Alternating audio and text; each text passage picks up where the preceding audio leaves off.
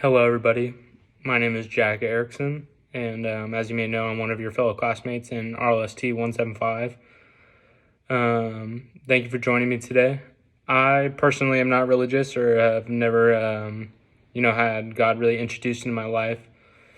So it's hard for me to create a prayer or a ritual that worships or empowers God. I'm always open to the idea of, what religious perspectives can offer, but it's just something that I didn't grow up within my household.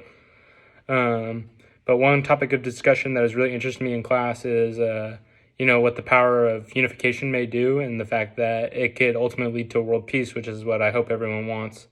And the fact that division can only lead to disagreement, violence, and war. So I want to share a poem today called Be United, Not Divided. And it goes, Why, O Lord, is there much division within the body of Christ? For we have become brothers and sisters, so why is there so much strife? It seems to me there's much debating, arguing to and fro. The Bible implores us to be united and the love of God to show. But more than often we fight each other when we feel that we are right. Arguing and debating biblical truth does nothing to honor Christ. Though at times we need to correct error, we do so in the spirit of love. Refuse to give in to an unholy battle. Remember Christ's spilled blood. For Jesus gave his life for us, uniting us by his grace. So we should put aside our weapons. For him, they are a disgrace. The only weapons we must be armed with are the weapons of the Lord. And the only real enemy that we have is Satan and his hordes. We must gird ourselves with God's compassion and see others as he does. If we would only pray for each other, there will only be room for God's love.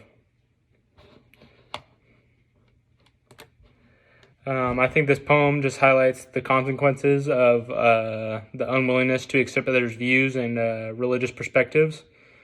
But it also highlights what accepting people's views may do for our society, and the fact that it can ultimately and potentially bring world peace, which, like I said, I hope what everyone wants. Going back and just highlighting things that are said in the poem.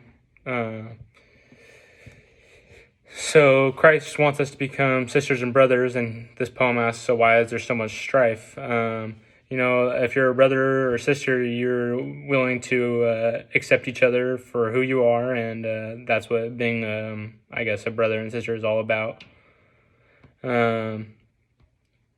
Arguing and debating biblical truths does nothing to honor Christ, and your job as a religious citizen or one of God's people is to honor him and the sacrifices he made, which ultimately was what people are not doing. And the fact that Jesus gave his life for us, we need to, put down the weapons and just come to peace and accept each other. And just like God does, God accepts everyone for who he is. And so we need to do the same for everybody else. Like it says, we must gird ourselves with God's compassion and see others as he does. If we would only pray for each other and love each other like God does, then, all we can have is world peace. Thank you for joining me today, and I hope I brought some insight to everyone's religious perspective. Thank you.